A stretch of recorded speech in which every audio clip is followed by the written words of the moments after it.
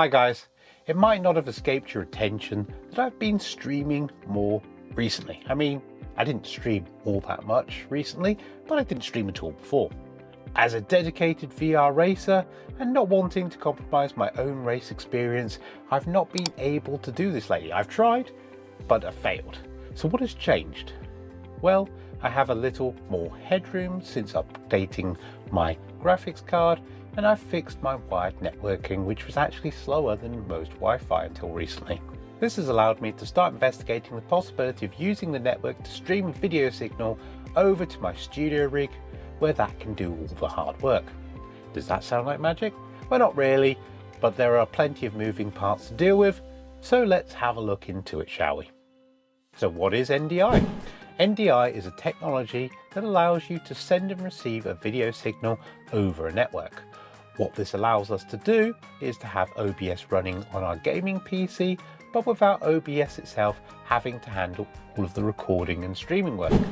Instead, it encodes a signal and pushes it out across the network, doing a lot less of the heavy lifting that it would be doing if you were using a single PC for the job. There is still some work involved, however, so there is a performance cost to your gaming rig. It's just not as high as it used to be. Using NDI instead of a direct connection to your second machine means that you don't have to have them co-located. If you have only space for a single computer in your rig room, as I do, or it is otherwise inconvenient, like when you're in VR, to take this approach, then you aren't stuck trying to do all the hard work from a solo workhorse. Now, I have actually moved on from NDI and I'm using Quest to do that streaming instead through QuestCast. Now, that doesn't work as seamlessly as NDI did for me, and I'm kind of still swapping and changing across the two. So for your own experience, try whatever works for you and then get to the important stuff of actually racing. So you're sold on giving NDI a try. How do we get started? We need the latest version of OBS and then download OBS NDI. At the time of recording, the latest version supports version 30 and newer of OBS. As part of the download for OBS NDI, it is also worth picking up the NDI 5 runtime for your operating system.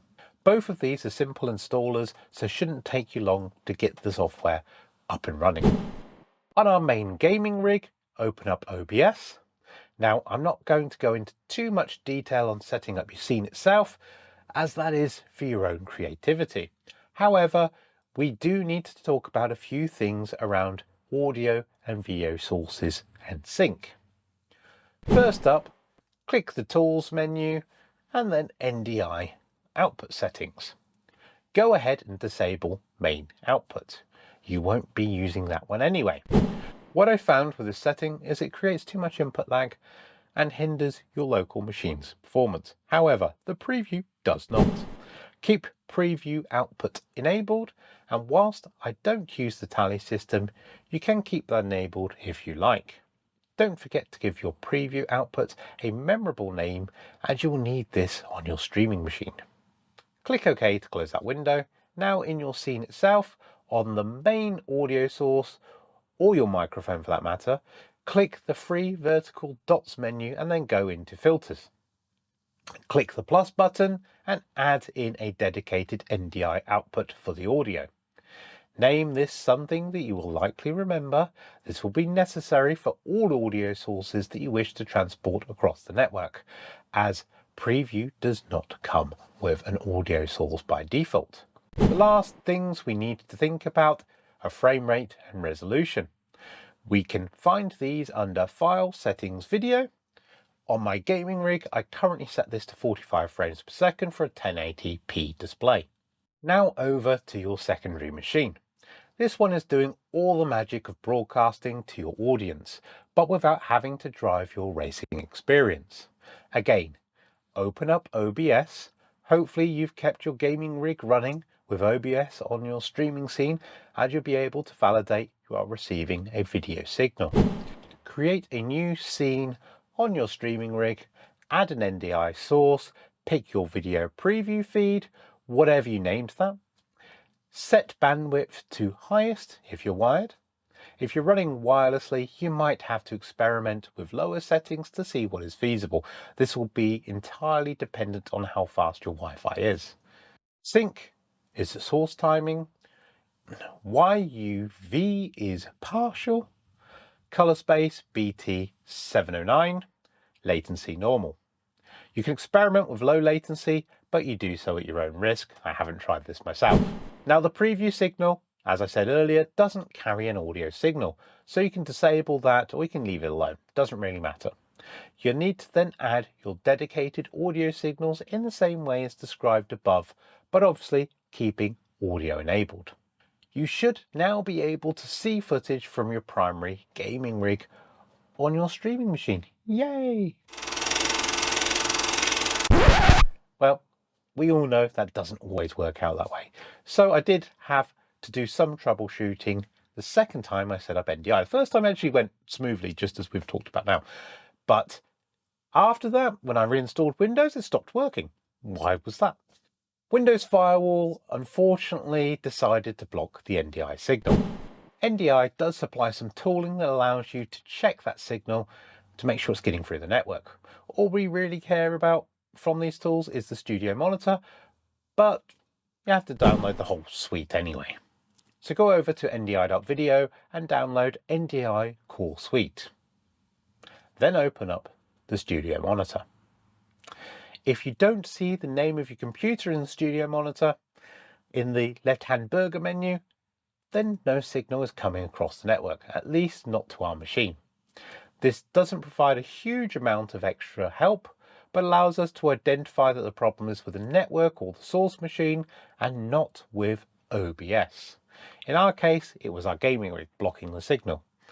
I made sure to add OBS Studio as an exception in Windows Defender, and the whole signal sprang back into life. Can't stop the signal, Mel. Multiple NDI audio streams can cause some syncing issues. If the offset is stable, which it should be, like I had with my microphone, then this can be corrected on the streaming PC. Click the vertical ellipsis menu on your audio source and head over to the advanced properties.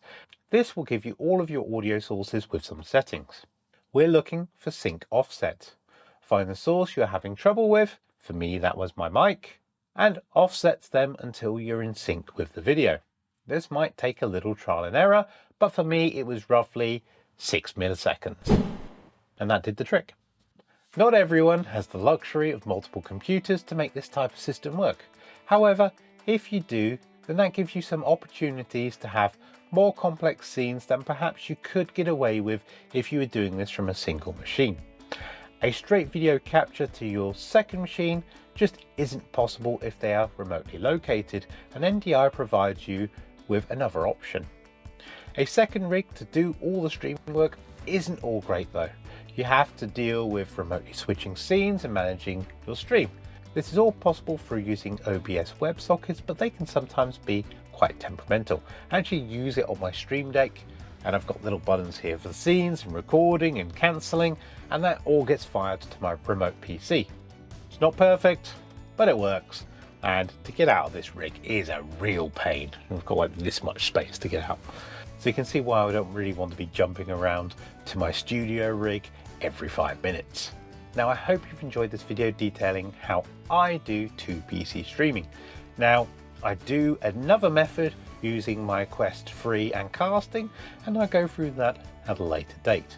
But this is my preferred method. It is much easier to deal with, whereas the Quest just goes horribly wrong on occasion.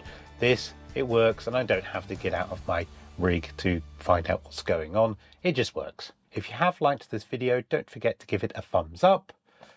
Subscribe to the channel to see more of this kind of thing. And of course, sim racing. And until next time, bye-bye for now. Right behind me.